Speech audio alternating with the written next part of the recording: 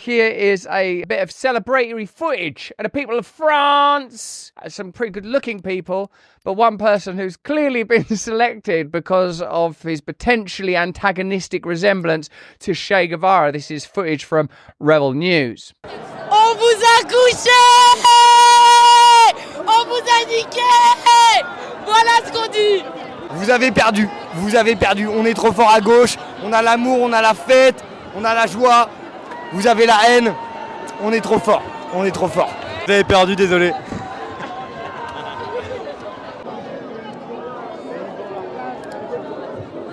Et c'est des racistes. Voilà, c'est tout. Ils peuvent aller se faire enculer. C'est tout. Vous avez perdu. Vous avez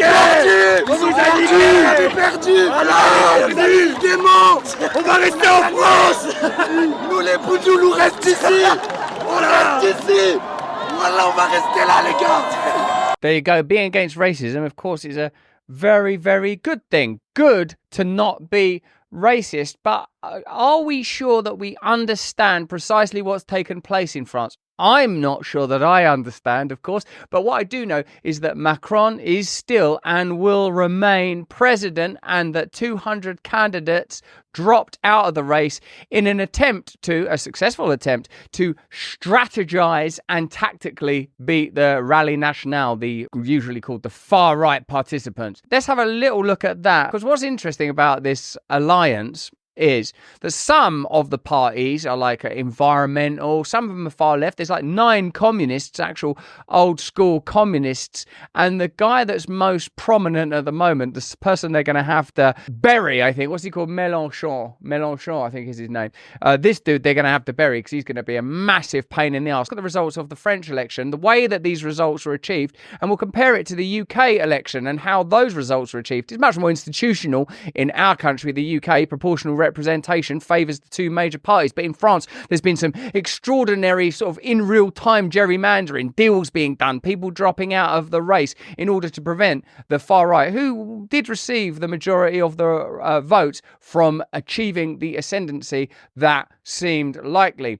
Now, I wonder if ultimately there will be a mandate for the kind of people that are celebrating, who appear to be, on the basis of this, anti-racist and anti-war. And I reckon we're all anti-racist and anti-war, aren't we? Here's some analysis now so we can look at what this new composition that makes up the French government is in fact made up of. All 4 parties said they'd made concessions. The NFP, that's the new alliance programme, is heavily influenced, or the sort of largest part of it, influenced by that of the radical left LFI, including pledges that would significantly increase France's already high public spending. It promises to reverse Emmanuel Macron's controversial changes to pensions and return the retirement age to its pre-2010 level of 60, raise public sector wages, link salaries to inflation, boost housing and youth benefit, cut income tax and social security for low earners, and introduce a wealth tax for the rich. All pretty good ideas so far, you would think, wouldn't you? Pretty good.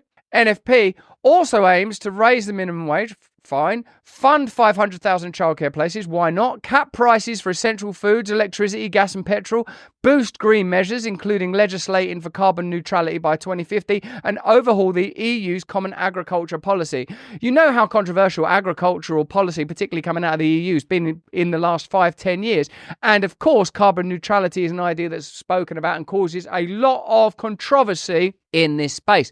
What I'd be interested in is if the measures spoken of here, most notably the environmental ones, will lead to restrictions and legislation on individual freedom, rather than, for example, tempering and controlling the profits and activities of international global corporations, including, and most obviously, energy corporations. On foreign affairs, the alliance has said it would demand an immediate ceasefire in Gaza, recognise Palestine, halt Moscow's war of aggression in Ukraine, keep supplying arms to Kiev, and unfailingly defend the sovereignty and freedom of the Ukrainian people. Jean-Luc Mélenchon, who's currently the leader of the LFI, the largest part of one aspect of this alliance, because the alliance is Macron's bunch, this little bunch called the NFP, which itself is made up of a cluster of organisations, meaning that France is likely to be pretty unstable, and doubly unstable, I suppose, because the whole conglomeration has been put together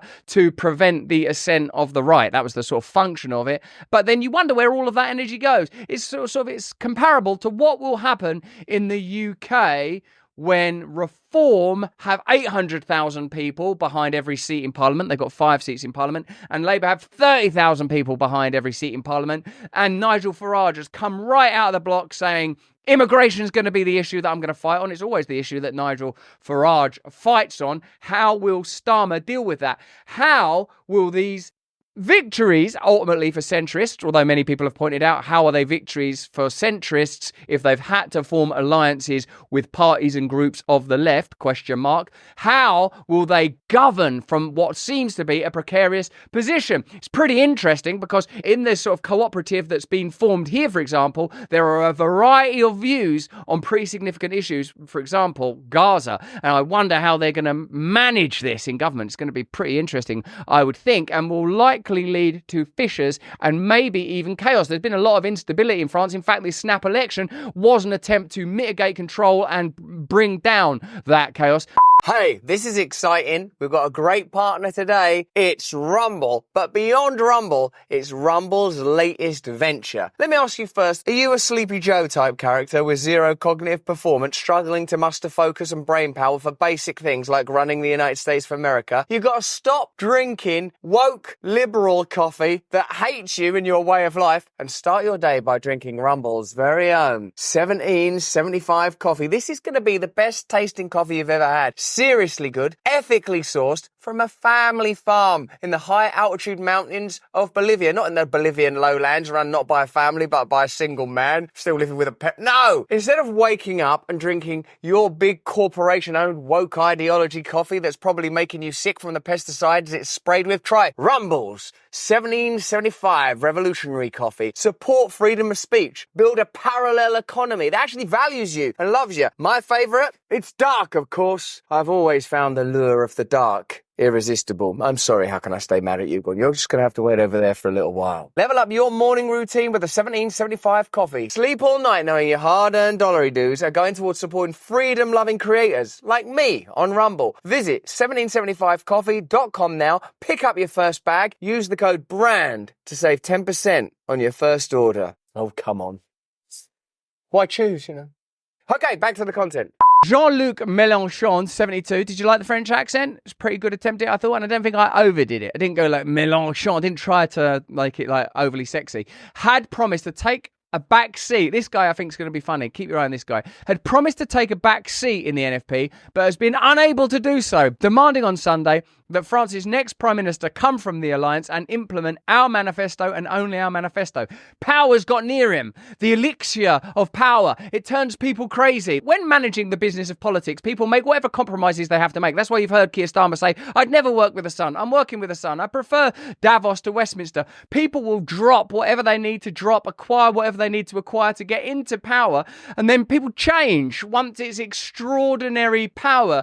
It's a mercurial magic is unleashed on the mind. People start, maybe because there aren't sufficient virtues and principles that are beyond the remit of selfhood that ultimately motivate people. Maybe that's why we get in trouble. What I'm saying, not to be opaque, is if all of us were dedicated to a project of salvation and redemption, if all of us were individually contributing to the common good, although I recognise there are people in the world that are doing that naturally, and not all of them are Christian, I'm not suggesting that for a second, then we would have different systems, wouldn't we? Representative of a higher set of values. We're going to see a chaotic period in France. We're going to see a chaotic period in the UK because there are these escalating wars. There is the necessity to implement further and further authoritarianism, more and more censorship, because otherwise what's happening in France, this fragmentation and fracture, would happen everywhere. You can't achieve consensus. You can't achieve cohesive and continual control of a narrative. Because, you know, as that book said, here comes everyone. We're all piping up from the sidelines. That's not true. Keir Starmer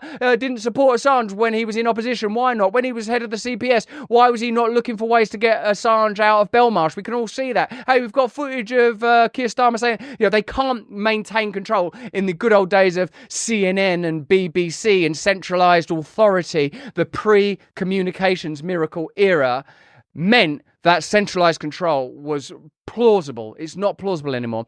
Back to Jean-Luc Mélenchon. He's even suggested he'd quite like the job himself, having said, look, I don't want any power. Now that the power's come near, like the ring's gotten him.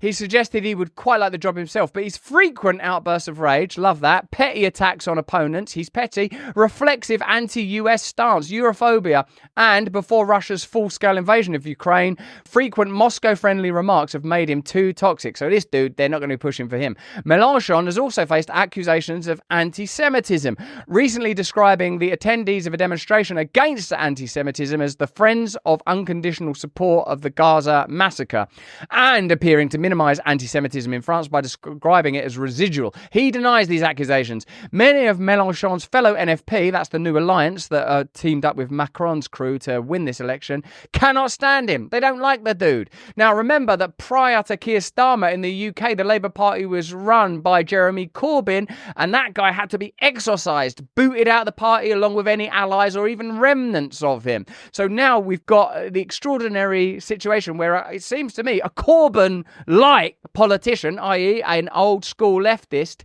has ascended to a position of power and is having to make deals with the new sort of globalist WF types, of which Macron is one of the OGs. If there was a Klaus Schwab boy band, you better believe that Macron, next to Trudeau and now Starmer, would be front and centre, and the drool from Schwab's pouches, his significant hamster pouch cheeks, would be glazing them. They would be glazed in glory. Many of Mélenchon's fellow NFP members can't stand him, and LFI defectors who have abandoned the party over his bullying tactics. He's a bully, and they are now independent left-wing MPs. They talk of him as an obstacle to the left. So there you go. That's it's going to be tricky for that little bunch.